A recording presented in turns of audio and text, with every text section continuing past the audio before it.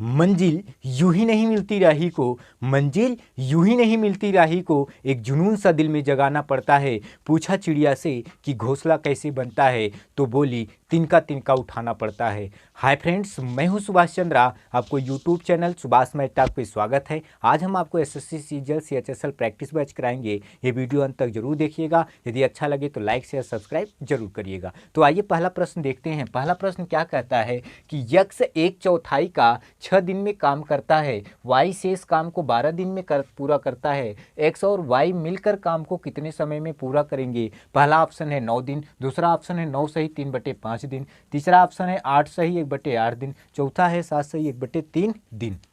तो यहाँ पे ध्यान से आप ये देखिए, कह रहा है कि x 1/4 को 6 दिन में करता है। x जो है 1/4 का मतलब 1/4, 1/4 का मतलब 1/4 काम को कितने दिन में काम कर रहा है? 6 दिन में। तो आप क्या करिएगा, 6 चौकुआ कितना हो जाएगा? 24 दिन में काम कर रहा है। कौन? x। अब कह रहा है कि y शेष काम। अब शेष काम क्या होगा आप हमें बताओ। x 1/4 काम कर रहा है और शेष काम कैसे निकालेंगे? एक में से घटा देंगे, एक में से इतना घटा देंगे तो हमारा शेष काम निकल जाएगा। तो आप बताइए एलसीएम कितना होगा? 4। तो 4 एक कम 4 और 4 में से एक गए कितना? 3। अर्थात जो शेष काम रहा वाई का वो कितना रहा? 3/4 रहा। तो आप हमें बताइए वाई का जो शेष काम रहा वो कितना? 3/4। और ये कितने दिन में करता है? ये हमारा 12 दिन में पूरा करता है। ये 12 दिन में पूरा करता है। तो आप हमें ये बताइए 3 चौकुआ क्या हो गया? 12 और 4 चौकुआ कितना हो गया? 16। अर्थात एक्स जो है वो 24 दिन में काम कर रहा है, वाई कितना दिन में? 16 दिन में काम कर रहा है। तो यहाँ पे ध्यान से देखिए, दोनों का जो एलसीएम रहा वो कितना रहा? 48 रहा। तो 24 दूना 48 और 16 तियां 48। अब दोनों काम को मिलके कर रहे हैं तो दोनों को जोड़ देंगे। 48 में हम क्या करेंगे? 3 2 5 का भाग देंगे तो 5 निया 45, तो 3 बचा। तो हम कह सकते हैं 9 सही 3/5 दिन में ये पूरा कार्य करेंगे। अर्थात हमारा बी ऑप्शन सही रहा। हमारा अगला प्रश्न यह है, एक बिल्डर कुल रुपया 1,20,000 कीमत की 25 खिड़कियां 25% छूट पर खरीदता है। यदि बिल्डर को खरीद पर रुपया 7500 की अतिरिक्त छूट मिलती है तो प्रति खिड़की लागत क्या होगी? पहला ऑप्शन है रुपया 3300, दूसरा ऑप्शन है रुपया 3100, तीसरा ऑप्शन है रुपया 3400 और चौथा ऑप्शन है रुपया 3200। हमें कुछ नहीं करना है, क्या करना है? 1,20,000 जो दिया है, 1,20,000 जो दिया है, इसमें से 25% छूट दिया है। तो आप बताइए जब 25% छूट होगा तो 75 पर बटे क्या करोगे? 100 करोगे। और ये 2 शून्य से कट गया तो ये आप 75 × 12 करोगे तो आपका कितना आ जाएगा? 90 आ जाएगा। और ये बाकी आपका 2 जीरो उतर गया। तो अर्थात कितना हो गया? आप 75 × 12 करोगे तो 900 होगा, बाकी ये 2 जीरो आपका उतर गया। अब इसमें कह रहा है 7500 रुपये अतिरिक्त छूट भी मिलती। इस छूट में 7500 और छूट मिलती है। तो आप हमें ये बताइए, ये क्या रहा? 2 जीरो रहा और यहाँ क्या रहा? 5 रहा, यहाँ पे क्या रहा? 2 रहा और यहाँ पे क्या रहा? 8। कितना रहा? 82,500। और कह रहा है कि 25 खिड़कियों का कीमत बता दो। तो हमें क्या कर लेना है? इसमें 25 का भाग दे देना है। तो 25 तियाँ कितना रहा? 75 रहा। फिर 25 तियाँ कितना? 75। अर्थात हमारा जो आंसर रहा वो कितना रहा? 3300। और ये हमारा क्या रहा? ऑप्शन रहा। अगला प्रश्न यह है, यदि n प्राकृतिक संख्या हो तो किस संख्या को n+1 दूसरे ब्रैकेट में 2n+1 के रूप में लिखा जा सकता है? पहला 7, दूसरा 3, तीसरा 5, चौथा 6। तो यहाँ पे ध्यान से देखिए, कह रहा है n प्राकृतिक संख्या हो। n जब प्राकृतिक संख्या है तो हम प्राकृतिक संख्या में कुछ भी ले सकते हैं, 1 भी ले सकते हैं, 2 भी, 3 भी, ऐसे हम कुछ भी ले सकते हैं। तो यहाँ हम n बराबर क्या रख रहे हैं? पहले 1 रख रहे हैं। तो आप हमें बताइए यहाँ पे क्या है? n है, फिर n+1 है, फिर क्या है? 2n+1 है। अगर हम n की वैल्यू 1 रखें तो 1 हो जाएगा और 1 + 1 हो जाएगा और यहाँ पे 2 × 1 + 1 हो जाएगा। तो यहाँ क्या हुआ? 1 × 1 और 1 कितना? 2 × 2 एक कम 2 और 1 कितना? 3। तो 3 दूना कितना रहा? 6। और ये 6 हमारा क्या रहा? आंसर रहा।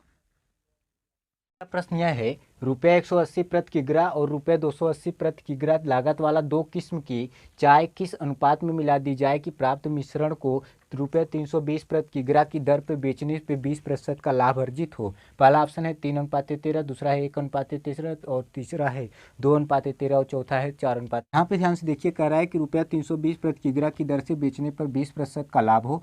तो 320 का 20% लाभ अर्थात 100/120 हो जाएगा। ये 0 से 0 कट गया, 4 तियाँ 12 और 4 अट्ठों कितना? 32। अर्थात 100 अट्ठे कितना? 800 बटे क्या रहा? 3। ये टोटल रहा। किस्म कितना है? 180 रुपया है और दूसरा जो किस्म है वो कितना है 280 रुपया है, और ये जो टोटल हो रहा है वो कितना आ रहा है 800 बटे कितना आ रहा है 3 आ रहा है। तो आप क्या करोगे, इसमें से इतना घटा दोगे, अर्थात 280 में से आप 800 बटे 3 घटाओगे, और इसमें से इतना घटाओगे, अर्थात क्या 800 बटे 3 में से आप क्या घटाओगे 180 घटाओगे। तो आप यहाँ पे बीच में रेशियो, आप हमें ये बताओ कि दोनों का एलसीएम कितना रहा 3 रहा, तो ये कितना हो जाएगा, ये हो जाएगा 840, 280 गुणे 3 करेंगे 840, और माइनस कितना 800, और ये बीच में अनुपाते, ये एलसीएम कितना रहा 3 रहा, तो ये 800 रहा, और ये कितना रहा 18 3 54, अर्थात क्या 540 रहा। ये 3 से 3 कट गया। तो आप हमें ये बताइए 840 में से 800 गए कितना बचा 40 बचा, और यहाँ पे 800 में से 560 गए तो कितना हुआ 260 हुआ, और ये 0 से 0 कटा, 2 दूना 4 और 2 13 में 26, अर्थात 2:13। ये हमारा क्या रहा 2:13 हमारा आंसर। हमारा अगला प्रश्न यह है, यदि किसी व्यक्ति ने किसी उत्पाद की कीमत लागत मूल्य से 25% अधिक अंकित की हो, लेकिन उस पर 10% की छूट दी हो, तो लाभ का प्रतिशत क्या होगा। पहला ऑप्शन है 35%, दूसरा है 15%, तीसरा है 12.5%, चौथा है 17.5%। जब भी कभी भी एक अधिक दिया है दूसरा छूट दिया है, अर्थात हमें क्या करना है x और माइनस वाई और माइनस एक्स वाई अपान 100। फिर से मेरी बात को ध्यान से सुनिएगा, अगर दोनों वृद्धि दिया है तो हमें क्या करना है x plus Y plus X Y upon 100 करके लगाओगे। अगर एक वृद्धि एक कमी दिया है तो x minus Y minus X Y upon 100, और अगर एक कमी दूसरा वृद्धि दिया है तो minus X plus Y minus X Y upon 100, और अगर दोनों कमी दिया है तो आप क्या करोगे minus X minus Y plus X Y upon 100। तो यहाँ पे एक कम वृद्धि और दूसरा कमी दिया है तो ये वाला फार्मूला लगेगा। तो आप हमें ये बताइए, पहला 25% है और दूसरा कितना है माइनस 10%, तो माइनस 25 गुणे 10 और बटे क्या 100, ये आपका 100 कट गया, तो 25 में से 10 गए 15, और माइनस 25 में से अगर आप 10 का भाग दोगे तो आपका क्या हो जाएगा 2.5, अगर 15 में से इतना घटाओगे तो आपका आएगा 12.5%, और ये हमारा क्या रहा 12.5% आंसर रहा। हमारा अगला प्रश्न यह है, यदि एक चतुर्भुज के कोणों का अनुपात 2:7:2:7 है तो वह क्या है। पहला समलंब, दूसरा समांतर चतुर्भुज, तीसरा समचतुर्भुज, चौथा वर्ग। तो यहाँ पे क्या दिया है 2x दिया है, प्लस क्या करोगे 7x करोगे, प्लस 2x प्लस 7x और बराबर क्या 360। क्यों 360, क्योंकि चतुर्भुज के सभी कोणों का योग कितना होता है 360 होता है। तो आप हमें बताइए ये सब जोड़ने के बाद कितना होगा 18x बराबर हो जाएगा 360, तो 18 दूना 36, अर्थात x की जो वैल्यू आई कितना भी रहा। तो हम ये क्या करते हैं, ये दोनों का मान निकाल लेते हैं। आप हमें बताओ, अगर ये 20 का 2 से गुणा करेंगे तो 20 दूना 40 हो जाएगा, और 20 का 7 से गुणा करेंगे तो हो जाएगा 140, और अगर ये दोनों जोड़ दिया तो कितना हो गया 180, अर्थात ये 180 क्या रहा समांतर चतुर्भुज के सम्मुख कोणों का योग 180 अंश होता है, अर्थात ऑप्शन बी सही रहा। हमारा अगला प्रश्न यह है, अनीता ने एक समस्या का समाधान करते समय पहले किसी संख्या में से 25 घटाने और उसके बाद वर्ग निकालने के बजाय गलती से संख्या का वर्ग निकालने के बाद उसमें से 25 को घटा दिया, परंतु फिर भी उसका उत्तर सही आया। ज्ञात कीजिए कि कौन सी संख्या दी गई थी। पहला ऑप्शन 48, दूसरा 13, तीसरा 38, चौथा CND, अर्थात कैन नॉट डिटरमाइंड, अर्थात निर्धारित नहीं किया जा सकता। तो यहाँ पे ध्यान से देखिए, कह रहा है कि अनीता एक समस्या का समाधान करने समय पहले किसी संख्या में से 25 घटाने पे उसके बाद क्या किया वर्ग कर दिया, अर्थात कह रहा है किसी संख्या में 25 घटाने के बाद क्या कर दिया इसका वर्ग कर दिया, और कह रहा है गलती से संख्या का वर्ग निकालने के बाद उसमें से 25 घटा दिया, अर्थात कह रहा है कि ये जो संख्या है इसका वर्ग करने के बाद 25 क्या किया घटा दिया।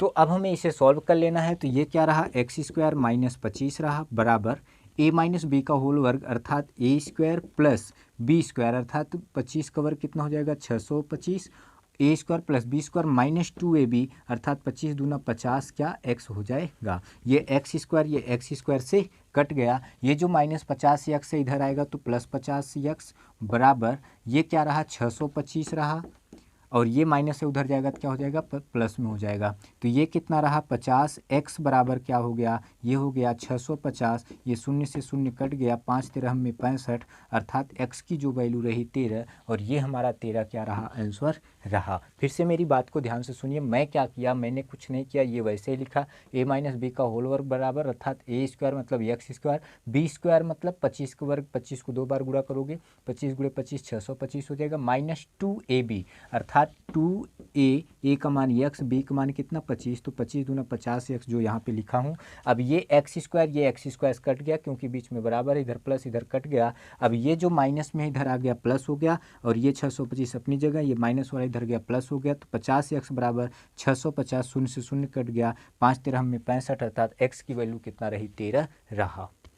हमारा अगला प्रश्न यह है, माना कि केंद्र बिंदु O वाले वृत्त पर P और Q दो बिंदु हैं, यदि वृत्त की दो स्पर्शजा P और Q से होकर A पर मिलती है तो कोण PAQ 48 हो तो कह रहा है कोण APQ कितना होगा। पहला ऑप्शन है 96, दूसरा है 66, तीसरा 48, चौथा है 60।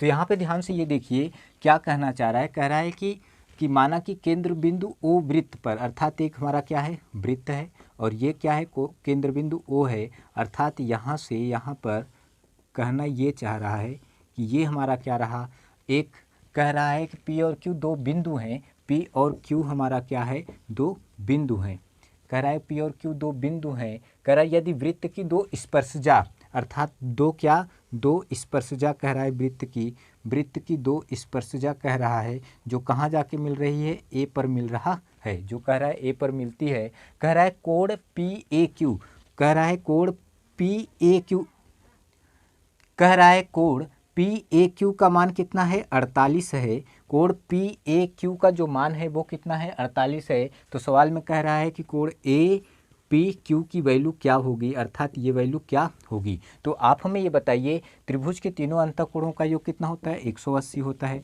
तो 180 में अगर हम 48 घटा लें तो हमारा कितना हो जाएगा, 132 हो जाएगा। अब ये कोण बराबर होगा तो 2 का भाग दे देंगे, तो ये कितना हो जाएगा, 66, और ये हमारा 66 क्या रहा, आंसर रहा।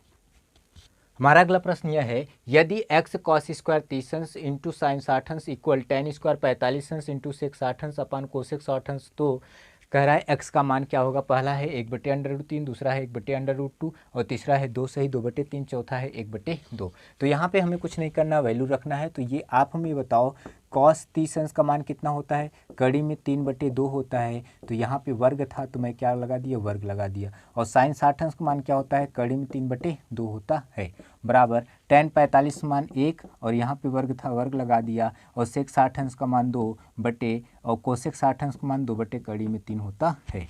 तो आप हमें ये बताइए, ये अंडर रूट से वर्ग हट जाएगा तो बचेगा 3, और 2 का वर्ग क्या हो जाएगा, 4 हो जाएगा, गुणे क्या रहा, ये √3 बटे क्या रहा, 2 रहा, और ये बराबर 1 का वर्ग 1 2, और बटे क्या, बटे 2, और ये जो 3 है ऊपर चला जाएगा तो हो जाएगा √3 हो जाएगा। ये 2 से 2 कट गया, √3 से कट गया, तो आपके पास क्या बचा, x गुणे आपका बचा 3/4 दूना कितना, 8 बराबर 1।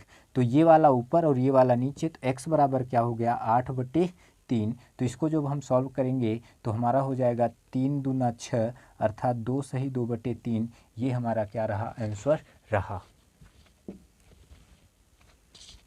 हमारा अगला प्रश्न यह है, यदि 3 - 5x अपान 2x प्लस 3 - 5y अपान 2y प्लस 3 - 5z अपान 2z इक्वल 0 है तो 2/x plus 2/y plus 2/z equal क्या होगा। पहला 10, दूसरा 5, तीसरा 8, चौथा 15। तो यहाँ पे ध्यान से देखिए, ये जो दिया है हम इसको ऐसे भी कर सकते हैं, 3/2x और -5x अपान 2x कर सकता हूँ।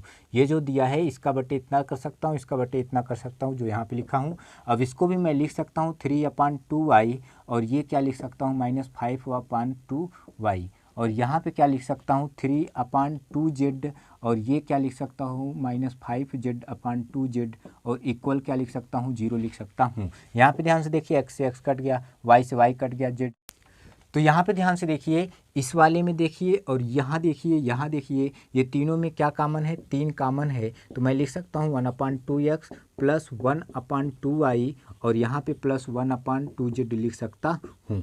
और यहाँ पे ध्यान से देखिए, ये जो माइनस और माइनस माइनस है उधर जाएगा तो प्लस में हो जाएगा, और 2 हर जगह है, यहाँ भी 2 है, यहाँ भी 2 है, यहाँ भी 2 है। और अगर हर समान हो तो लिख लेते हैं, ऊपर का जोड़ लेते हैं, माइनस उधर गया प्लस हो जाएगा, 5 5 10 5 10 क्या हो जाएगा, 15 हो जाएगा। तो आप हमें बताइए 3 पचे क्या हो गया, 15 हो गया। तो यहाँ पे क्या रहा, 1/2x plus 1/2y plus 1/2z और ये बराबर क्या रहा, 5/2 रहा। अब यहाँ पे ध्यान से देखिए, हमारे सवाल में कह रहा है 2/x चाहिए, 2/y चाहिए, 2/z चाहिए, जबकि यहाँ पे ऐसा है। तो हम क्या करते हैं, हमें अगर 2/x 2/y 2/z लाने के लिए ऊपर दोनों पक्षों में 4 का गुणा कर देंगे। तो यहाँ पे हो जाएगा 4/2x plus 4/2y plus 4/2z, 4/2z और बराबर 5 गुणे 4 और बटे क्या 2, ये 2 से 2 कट गया। तो आप हमें बताइए, ये 2 दूना कितना रहा, 4, ये भी 2 दूना 4, ये भी 2 दूना 4। तो हमारा जो आया क्या आया, 2/x आया प्लस यहाँ पे क्या आया, 2/y आया और यहाँ भी क्या आया, 2/z आया और पूरे का बराबर यहाँ पे क्या आया, 5 दूना 10 रहा। अर्थात हमारा आंसर क्या रहा,